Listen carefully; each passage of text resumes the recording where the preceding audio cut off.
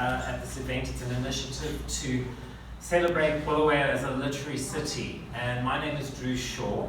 I'm coordinating the Centre for English Excellence here in Bulawayo and something that we call the Poetry and Literature in Bulawayo project. And today I'd like to welcome Siphiwe and Ndlovu and Bryony Rheam, who both received Morland scholarships to work on new novels. So Bryony Rheam was born in Kadoma in 1974 and later moved to Bulawayo, where she attended Whitestone School and Girls' College, and then moved to the UK, where she studied for a BA and an MA at Kent University, and began writing her first novel, The September Sun.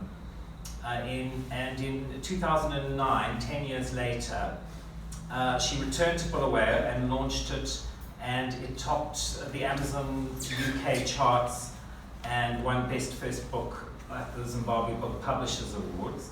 And it later became an A-level English set book in Zimbabwe.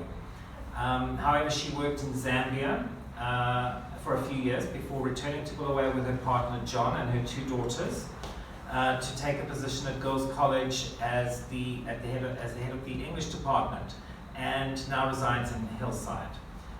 She wrote several short stories, one of which won the competition at Ntwasa Arts Festival in 2006, and she also won the Write Your Own Christie competition, which facilitated the writing of her latest novel, All Come to Dust, which was published last year, and he launched it, in fact, here at the Music Academy.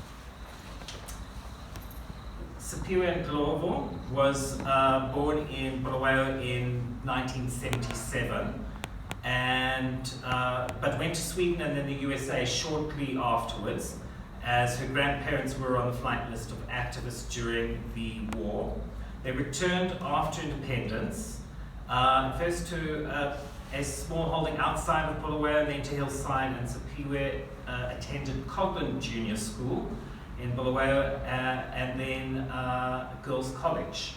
So there is a bit of a Girls' College connection here, and we think there might be something in the water at Girls' College, because Ndlovu Shuma has also come out of there, and Sunyati, of course. It seems to be a place where writers are schooled. And of course, John Epple has taught there, and Brian is teaching there at the moment too.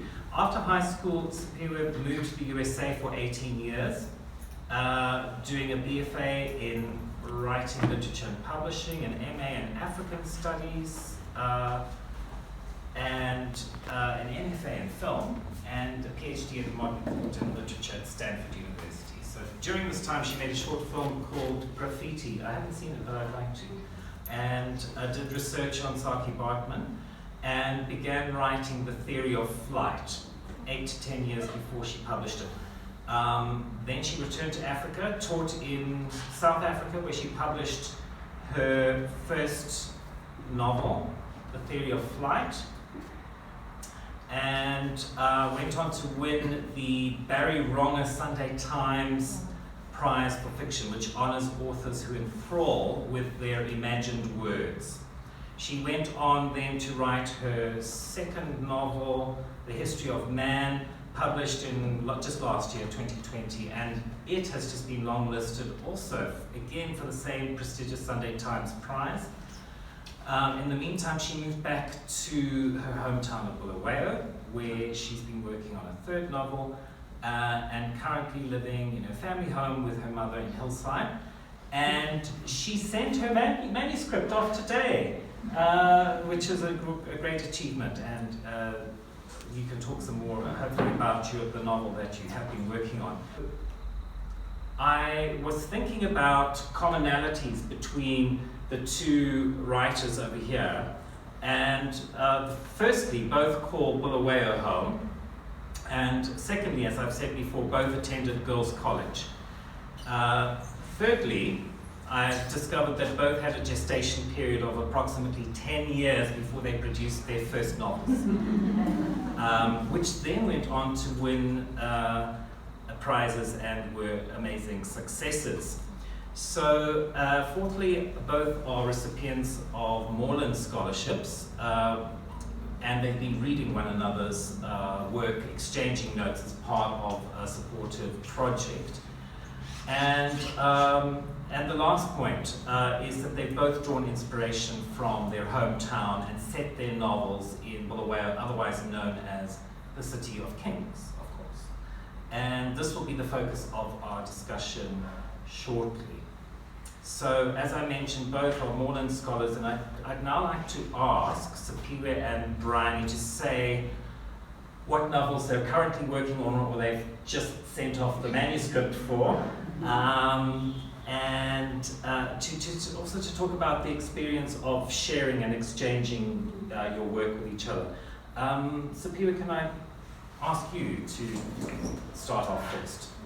Thank you. Thank you for the wonderful introduction, and thank you everyone for being here. So the book that I was working on is called The Quality of Mercy, and it is part of a trilogy with these two books. And weirdly, it's actually the middle book. So I published the last one first, and then the first one second, and then the middle one is going to be last. So it's going to be a little out of sync chronology-wise. So I've been working on that for 2 years now, since 2019 when I had the scholarship. And it was great because what Morland does is they give you a year to actually write your manuscript and finish it, the first draft. And so every month you have to write 10,000 words, which is a great way to keep a writer focused and true to their craft. So that's what I did. And then I took a year off last year, and then I came back to the manuscript this year, and I've just sent it off today, so that was good. But before I sent it off, I actually met with Bryony a month or two ago, and we exchanged notes. So she read my manuscript and I read hers, and we just sort of like exchanged, gave each other feedback, but also realized that we were also working on some very common themes and some common elements, and also very interestingly, I think, for me reading her work was this other notion, because I love history, and she deals with a particular history of the city that I found very fascinating reading her work. So it was an education to actually read her manuscript. Thank you. Great. Bryony, can I get you to do the same? Sorry, we're shifting microphones and hoping that... Can everyone hear? I'm seated next to soft-spoken, kind of elegant people, and I think I've got a bit of a voice like a foghorn, so I don't think I need the microphone, but tell us if you can't hear us, and you can certainly try and turn the volume up. Okay. Yes, I'd just like to thank everybody for coming this evening. It's really nice to see everybody here. My experience of the Morland was a very positive one. Just to give a bit of an explanation about it, you apply, they advertise every year, you have to put in a sort of plan of your novel, what your ideas are, and you've also got to prove or show proof that you are likely to finish the book. I suppose they don't want to just give people a whole lot of money and never see it again. This is actually the third time that I'd applied, so I was really happy when I did eventually get it. It was actually very hard work. You know, it sounds great to be given money every month for writing. It's every writer's dream. But at the same time, it's actually very difficult. 10,000 words is a lot, on top of life, I suppose. It was, unfortunately, sometimes I think the wrong year for me, because I'd only done it for a couple of months and my mom died. But I actually found the Morland actually really helped me. They were very good. They said, take a break, don't worry about it. pick up when you think you can, but I actually went back to it quite soon because I just found that having that thing to aim for was actually very good, rather than sort of dwelling in that land of nothingness. So that was, that actually, I think in retrospect, helped me quite a bit through that year. Yeah, it's, you know, we came to the end of the year, and, you know, I had a book. It wasn't ready. It wasn't by any means like ready to send off. But I then worked on it. Last year was actually good in terms of the lockdown because I had extra time to work on it. They then, when I told them that I'd finished the book, they put me in touch with a writer called Giles Foden. I don't know if some of you have heard of him. One of his books is The Last King of Scotland, which was made into a film. So I sent it to him, and what he does is he reads your work and then just gives you a comment, a very actually in-depth comment. He doesn't go through it line by line and say, I think you should change this word, or it's not that kind of thing, it's more of an opinion. And that was actually very, very useful. And then he wrote to me and he said, Siphiwe Ndlovu is also in Bulawayo, maybe you could meet up with her. And so he was the person who put us in touch with each other. And like Siphiwe said, we then met up and had a long conversation, and then were also able to exchange manuscripts. So yeah, it's actually been a very interesting process. I think one thing that I found very beneficial is that as a writer you can sometimes feel very isolated, especially here in Zimbabwe. It's not like you go to writers' conventions, or there's not a lot happening in terms of writing. So it's so nice to actually meet somebody who's sort of going through what you're going through, who's also working on a book. There are some similarities, like for both of us, it was our third book that was the Morland book. So it's actually been very nice to sort of feel connected to somebody. Obviously there are other writers out there, but I think writers are by nature reclusive creatures. And again, it's not like a job where you go out and it's not like working at a school or working in a business. So it's been nice to have that connection with somebody and share ideas and share experiences as well. Great, thank you. Well, thank you both for sharing your experiences, and I'm glad that it's been fruitful.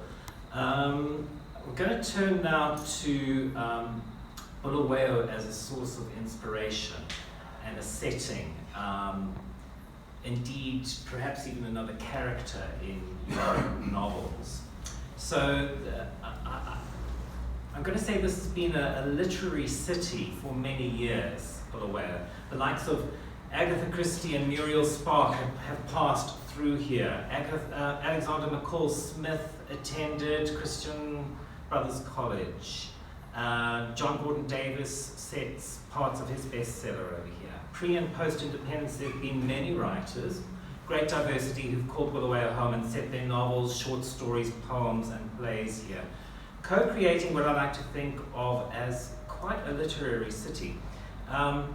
We'll shortly talk to Bryony and Siphiwe about Bulawayo as a character in their novels.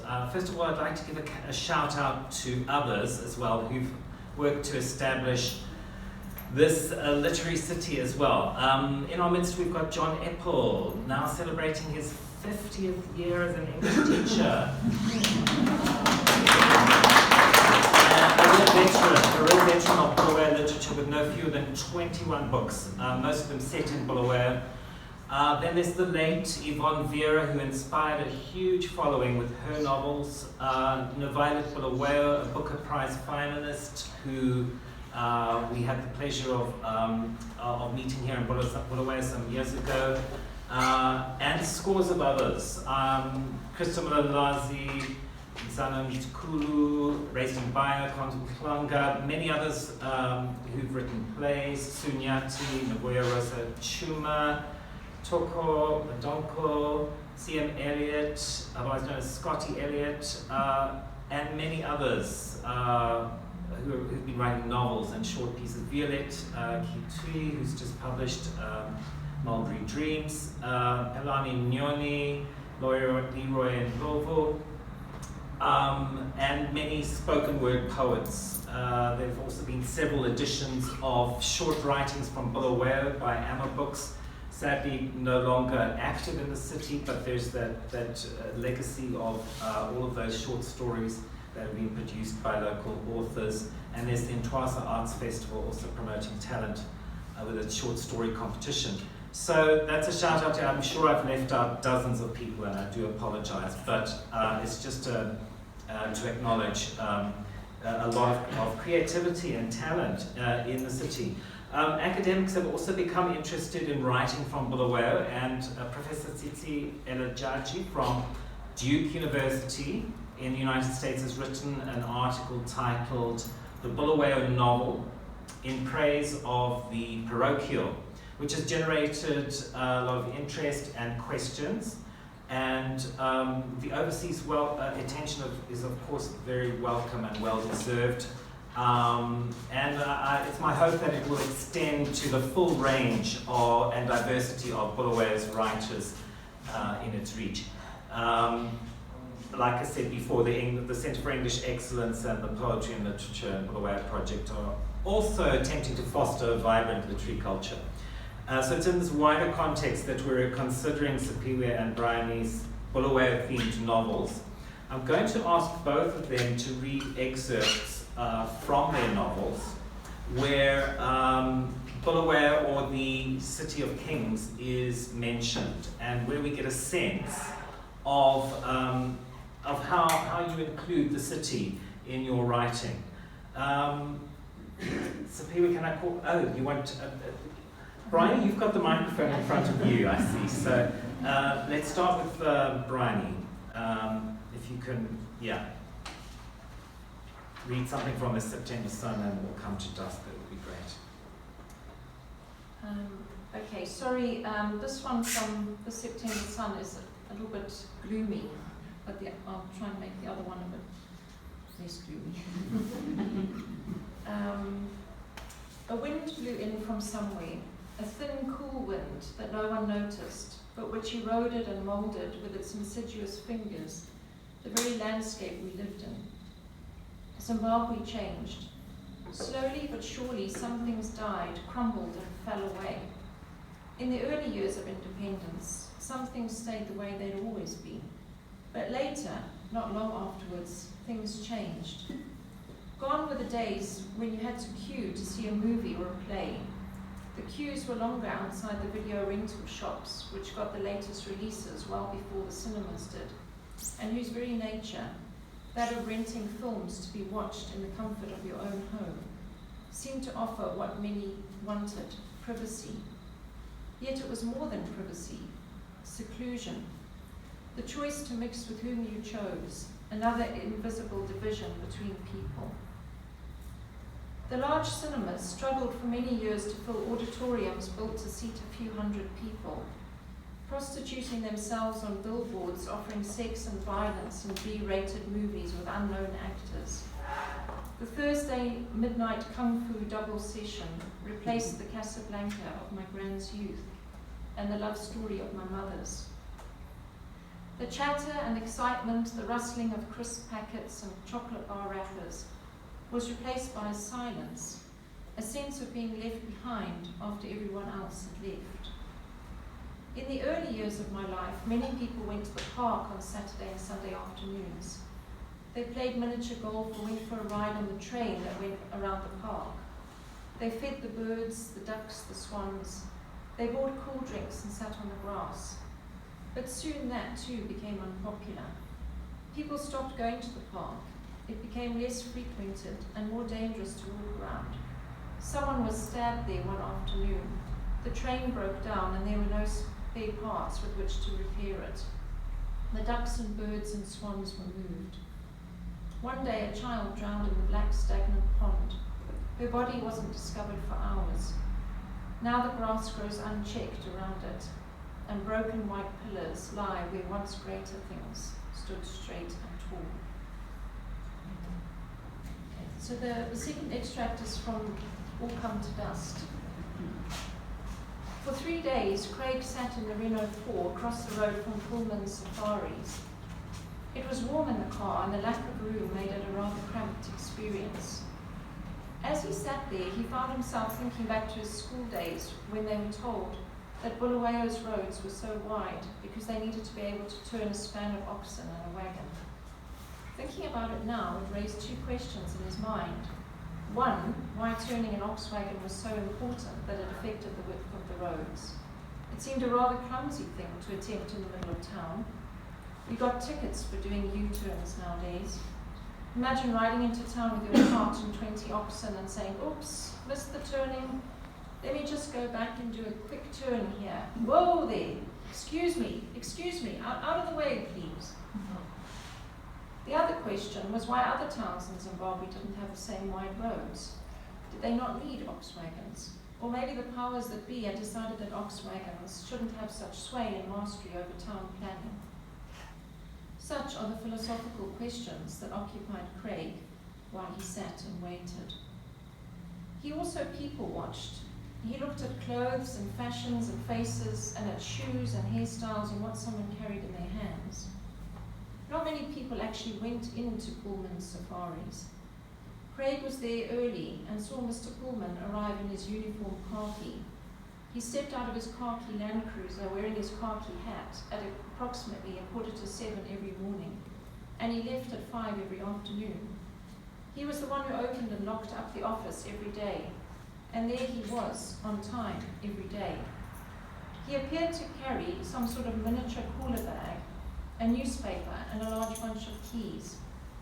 And he left with all but the newspaper, which didn't surprise Craig, as there was not much reason to hang on to the Chronicle after the 5 minutes it took one to read it from cover to cover. The news was generally a couple of days late, or wrong, or just plain strange. Stories about giant snakes who swallowed people whole while they slept, or a man in the city of Shenzhen who kept 1,000 cats and knew each one by name. Most of the news in the Chronicle seemed to take place in Shenzhen for some reason, probably because news was cheaper from China than other parts of the world.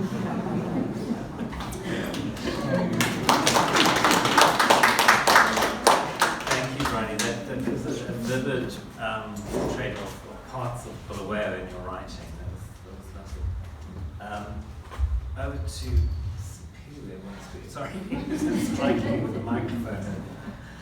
When you're ready, Siphiwe, if you could go and read something from your 2 novels. Okay, so I'm going to start by reading something from the history of Rheam. And just to give you some context, this takes place in the 50s or 60s. So the hero of the text has just turned 13, and he is venturing away from his usual territory, which is, you'll hear when I can. And I'll just read a very short paragraph. It did not take Emil as long as he had gauged it would to arrive at the edges of the European section of the city. As he walked down Lobengula Street for the first time, he marveled at how everything was so murky and gray compared to the heart of the city. Here it was as if the city knew that it could give up trying and had happily done so. But while the look of the place was drab and lackluster, its mood was anything but. There was music in the air. It sounded like the jazz his mother had danced to on the BSAP outpost, but this music was different. It was at home in its present environment. And the people he passed on the street, mostly black, sometimes brown, and maybe white, appeared to be moving to its tempo. Even the trains at the nearby railway station sounded as if they were choo-chooing to its rhythm. The music wasn't everything, but people did. In the way men bow their heads in greeting, in the way women lifted babies and bags onto their backs and heads, in the way their hands, in the way they threw their heads back in easy laughter, in the way they waved their hands to known but distant passers-by, in the way store proprietors beckoned with would-be customers into their shops, in the way they stopped to glance this way and that before crossing the street, in the way their feet stepped on and off the dusty pavement. Their movements were not dancing as such, but the promise of dance. So that's from his. Some wonderful readings there which evoke the city in different ways. I'm going to start the discussion by asking, well, both of you really, why did you choose to set your novels here in Bulawayo? What's the significance of the city in your novels? Perhaps maybe you can talk about, is there something particularly inspiring about the place and its literary landscape? Is it fair to say that Bulawayo is indeed another character in your novels? I wondered, if you could say a few words about that. The microphone's in front of you at the moment, Siphiwe, so are you okay to start? So I think for me, I just really love the city. I was born here. But what I love most about Bulawayo is that it's a city that you travel through and you can actually see its history through the architecture, through the industrial sites that are not as productive as they could be. But what I like is that it started off as this industrial city that was bringing a lot of different people together. And I think that diversity is what I love about the city. I don't think we've taken great advantage of that as a people, but I think that's the one thing that I love about being from Bulawayo and just the city of Kings is that it is a very diverse group of people that came together, working in the industries, and so the city is very much shaped around that. And I think, you see the railway lines, you see the wide avenues, and all of it reminds you of, what was once a beautiful dream that, whether we realize it or not, that's another story. But I think, now when you come back, so when I was away for 18 years, and when you come back and there's no Downers Bakery, there's no smell of freshly baking bread, something is being lost there. So I think when I write, I'm trying to reclaim some of that, what's being lost. But also, I think, when you love history, this is a great place to be because I think you're constantly reminded of that history. So I think when I write, and my books tend to be historical fiction, I think it's a great place to set those books because you have a lot of things to draw from, right? You have, like I said, the industrial city, but you also have, the creation of this divided city, which has got this Lobengula as this definite demarcation. So there's a lot going on there. So the whole structure of the city tells its own story, and I find it very inspirational. So I definitely write about the city a lot, and it is a character. I think when I started writing the theory of flight, I think I was homesick. So obviously I was going to base it. Because you were in America at the time, studying.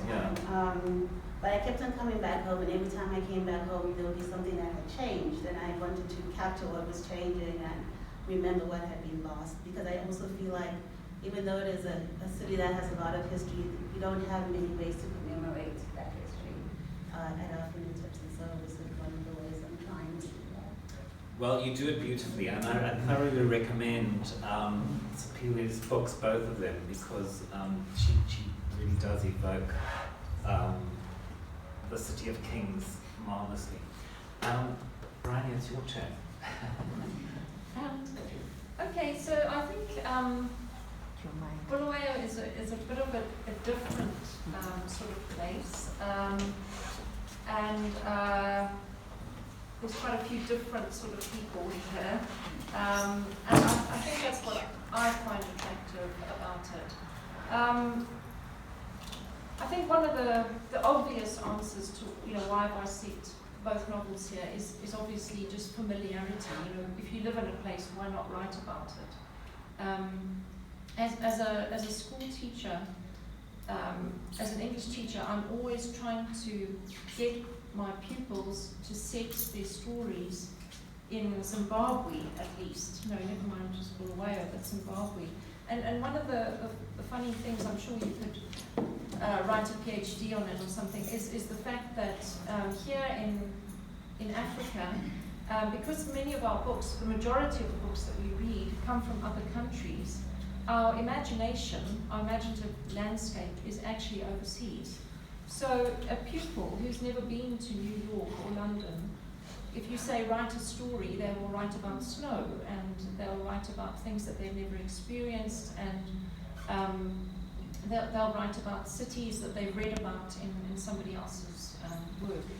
And if I say, why don't you could have actually used that same plot, the same story, and you could have set it in Bulawayo, they always go, oh, but you know, Bulawayo, nothing's just boring. Nothing ever happens here, you know. And I think that's actually quite sad. I think, you know, everywhere has a story to tell. And one of the things that I find quite a lot of when I talk to people is that so many people have said to me, I've got the story that I'd really like to write. And, you know, whether it's a personal story, something that's actually happened to them or somebody in their family, or it's just an idea. And I think we've got lots of stories. People in general have lots of stories to tell, but I also think there's a kind of almost fear of being local, you know, and what that actually means. So Bulawayo, I think, is for me actually a bit of a challenge. I'm not a Bulawayo person, you know, like. Because you were born in Kadoma. Yeah, because I was born in Kadoma. Yeah, I'm not either. You feel like you can actually feel like a fraud sometimes, because you know you're sort of almost claiming something that you're not. And for me, my background was I was born in Kadoma, but actually never lived there. And early part of my life we were moving around quite a bit. And then came to Mine, which is just outside Bulawayo. So my sisters and I would go to school in Bulawayo, but we still weren't Bulawayo people. We were always on the outside. And so I think I always had this experience of being on the outside of a city that was on the outside, if you know what I mean. And the thing with Bulawayo as well, which can be quite frustrating at times, is that you seem to have to know everybody. You know, you have to have these connections with people, and I always feel that I don't have those connections. You know, there'll be somebody who says, oh, but I went to school with that person, and we did this together, and we did that together. And okay, yes, there are people I went to school with, but I don't feel I have this huge network that everybody else has. So, yeah, it's actually quite an interesting thing, and I think maybe I explored that in September Sun, how the main character, Ellie, wants to leave Bulawayo, but actually realizes that she really likes Bulawayo. And that was my own personal experience as well. You know, when I was at school, I just wanted to go. But then when you go, it's a place that you miss. And funnily enough, one thing I've always found is that people are always nostalgic about Bulawayo in the same way that they're not nostalgic about Harare. You know, people don't go, oh, Harare.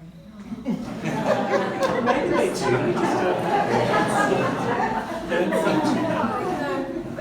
If you go somewhere and you say you're from, you know, outside of Bulawayo, and you say you're from Bulawayo, people go sort of like all misty and dreamy, you know, and oh, those wide streets, and you know, the Volkswagen and all that sort of thing. So there is this. I think there's also a.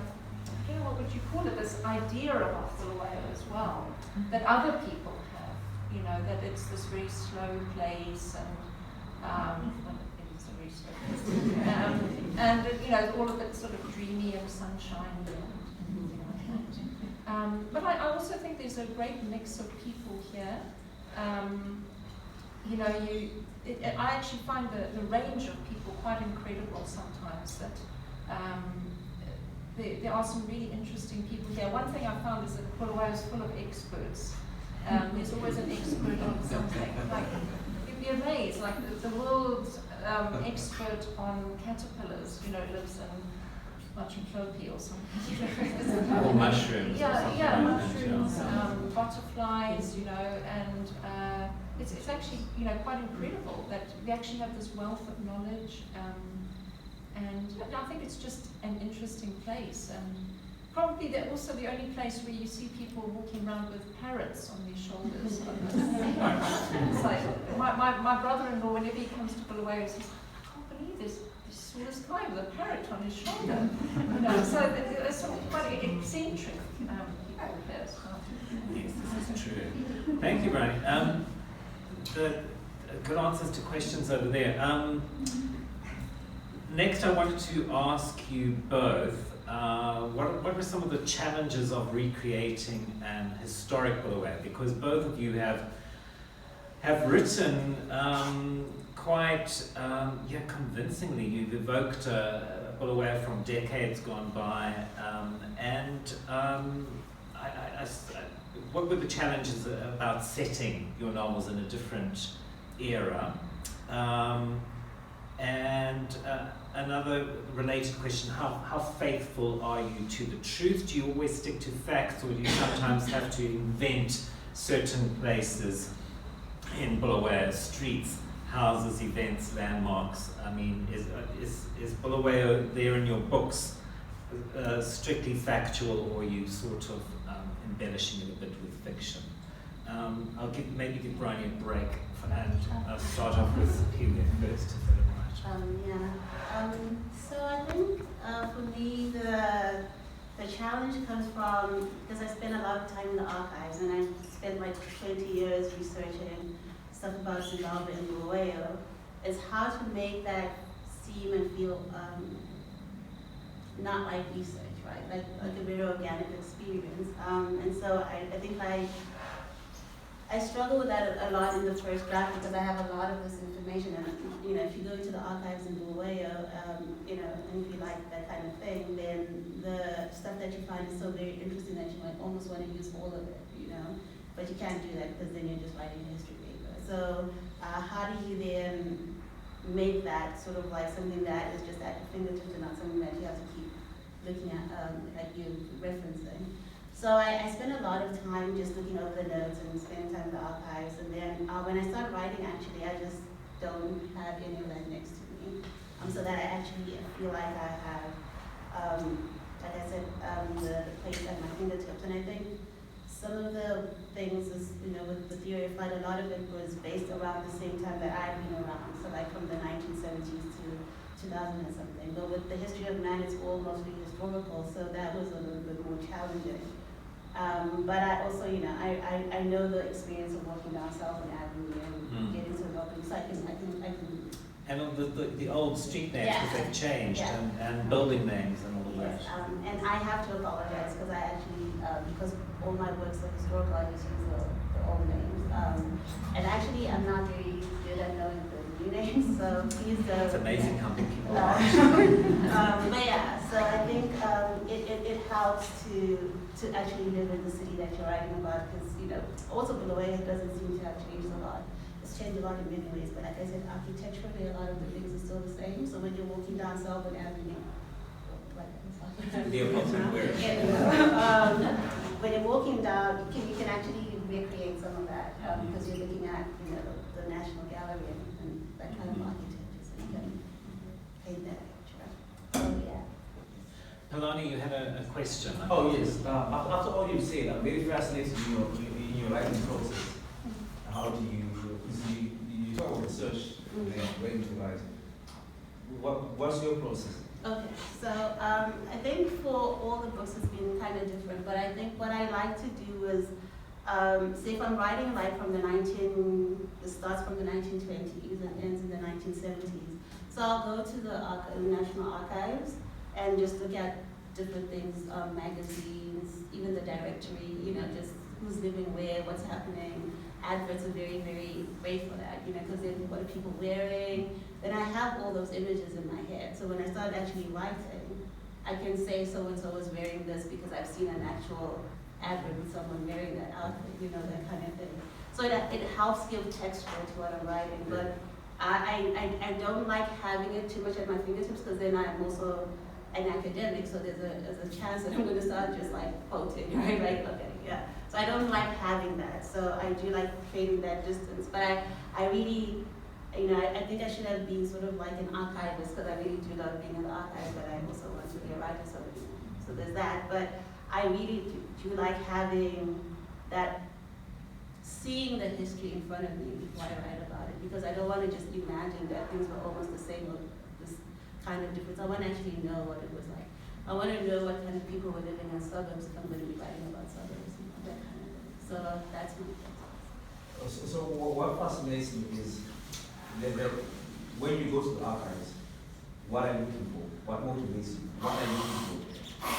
Like I said, I can spend all day in an archive. I can actually just spend all day just flipping through even a directory, because in a directory there's all kinds of other things just besides the people, right?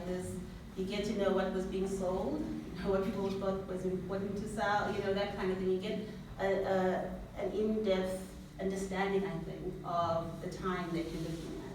So I don't actually go and say, oh, I'm going to be writing about someone who's walking down, whatever, so I need to know that.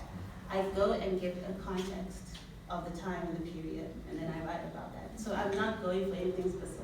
I'm going just to get an idea of what that time and place was like. Thanks, Siphiwe. Good answers and good question there too. Thanks for allowing. Bryony, did you want to comment on recreating historic Bulawayo, the challenges for you?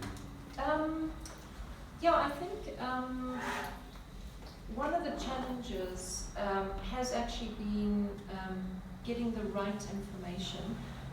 So for September Sun, I did do a lot of work at the archives, and also for the book I wrote for Morland has needed a lot of research because it's set in the 1930s. And the archives are wonderful. They really are lovely, and I understand what Siphiwe is saying when you actually feel you could just go there and live there. Somebody can just bring food in every day. And there's these beautiful newspapers and things, and you really get this idea of how people lived and that sort of thing.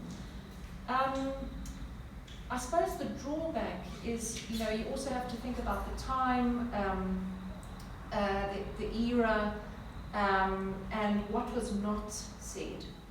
So what's not recorded in the archives, or what is recorded in a way that maybe isn't quite accurate.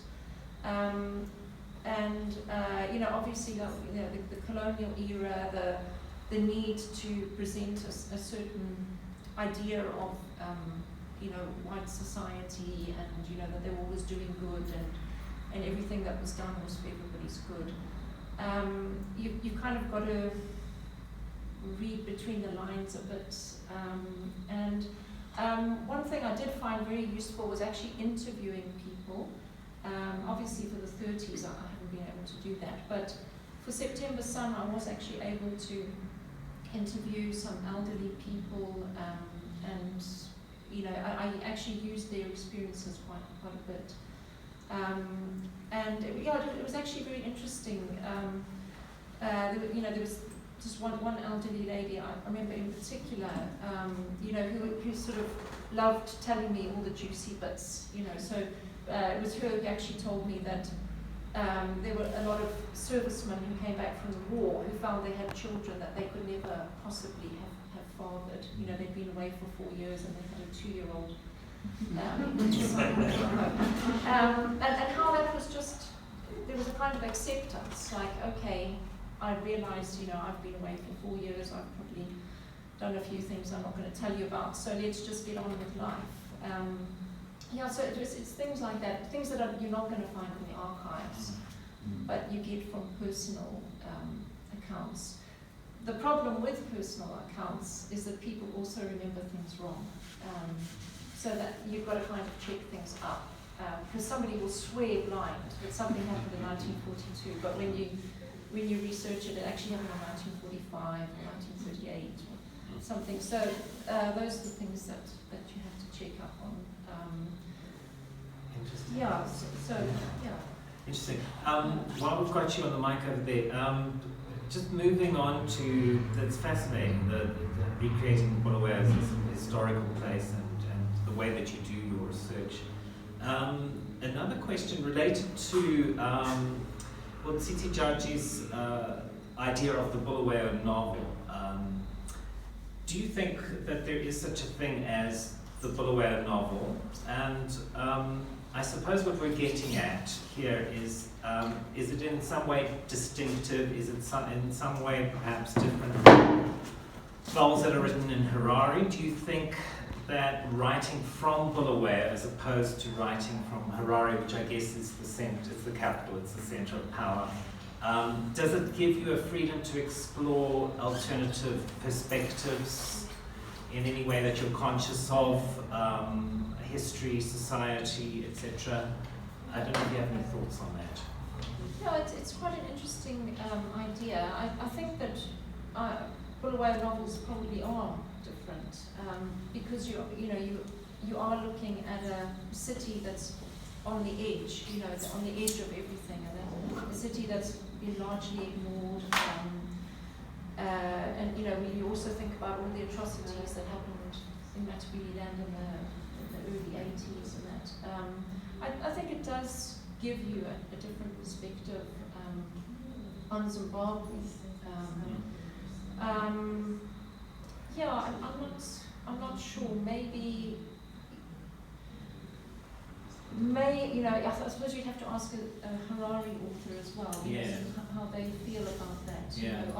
Do they see, what's their perspective on Harare? Are they looking at it from the outside, or are they writing from the inside? It's very interesting, yeah. I think, Siphiwe, perhaps you've got some perspective on that question as well. No, I don't think I have much to add. I mean, I think it is all about being positioned as the second city, and also, I don't know how it is in most communities, but I do know that, especially for the Ndebele people, with all the things that happened after 1980, there's a way that we feel like, our city is the one that's targeted. We don't get the, we don't get the development, we don't get this, we don't. So there's a way in which your relationship with the government, with the states, is very different, right? And so it's a more, I think it's an easier position to critique from, because you're constantly seeing things from the outside, like Bryony said. So I think it's a lot. I think what Tsitsi Jaji was also talking about is how that then gives you this added perspective that sort of like seems like it's a little leftist, right? Like it's critiquing the powers that I think that is definitely something that is you see. I mean, you read Long Mirror, you see that, right? Like there's this, but I'm something that's in Harare writers as well. But I think there's a way in which being from here does sort of like does give you a different perspective. It's off center, and it's also been the home of a lot of satire. So I'm kind of looking at a satirist over there. But so perhaps there is something about Bulawayo, which writing from Bulawayo, which does give a what Tsitsi Jaji calls a creative disruption to the national Can I just ask, since John Epple probably has more experience with thinking about this, can you maybe chime in on this? John, would you like to sort of comment on that question? Do you think that writing from Bulawayo gives one a particular perspective, and that there's such a thing as the Bulawayo novel, which is in some ways distinctive from the Harare novel? Or this is a new paper that I've just read, and it's an academic paper, and I have to say it's quite dense, and it took a while to. There's some really good ideas in it, but it's quite sort of academic. We're still processing it. But it's kind of interesting. It's sort of this academic interest in Bulawayo as a place that is producing a particular type of writing. Do you think? Well, I kind of regard myself primarily as a poet. I've written 8 novels, or I call them novellas. Of those 8, 5 of them are based in Bulawayo, and the other three are connected to Bulawayo intimately. So, but I don't see myself as a Bulawayo person. I'm from Colleen Bourne. I rest my case. Okay. It's something interesting to continue discussing, I think. Are there any other questions? You feel free to ask anything you like about the novels that have been talked about, or any particular question you have for the for Bryony or Siphiwe. Any questions, comments? Just a comment, really, I think. One point you forgot to mention was the similarities. They're both females. How could I miss that? Certainly, what I picked up was I'm halfway through my theory of flight, book 2. And I think it's quite incredible that you both picked on two characters who I think are very similar, Craig and Vida. And one is, I think, your description is descriptive and emotive writing is fantastic. And it's really is good. I've been reading through it and turned to Bryony, it's very emotive. This bit really picked up, even though you were apparently living in America when you were writing this. I think it's fantastic. You've got what I would call, and I'm an outsider for sure, the flavour of Bulawayo and the scent of the streets, the scaling of cart, and all this sort of stuff. You've written wonderfully. Yeah, I agree. I just think that these writers are groundbreaking. I'm very proud of them. And it needed to be women, I think, breaking away from the old some of the soil rhetoric, that we've been brought up with, and becoming travellers, becoming citizens of the world. These writers are doing it. Yes. It's very healthy, and Yeah. I applaud it. Is that theme of travel and Yes. and the identity and belonging and the diaspora, Yeah. and all of those themes come into your novels. And I've talked to Siphiwe in an interview which was posted on the Centre for English Excellence website, and I'm going to be talking to Bryony as well, also to explore her novels. But it's there's a lot.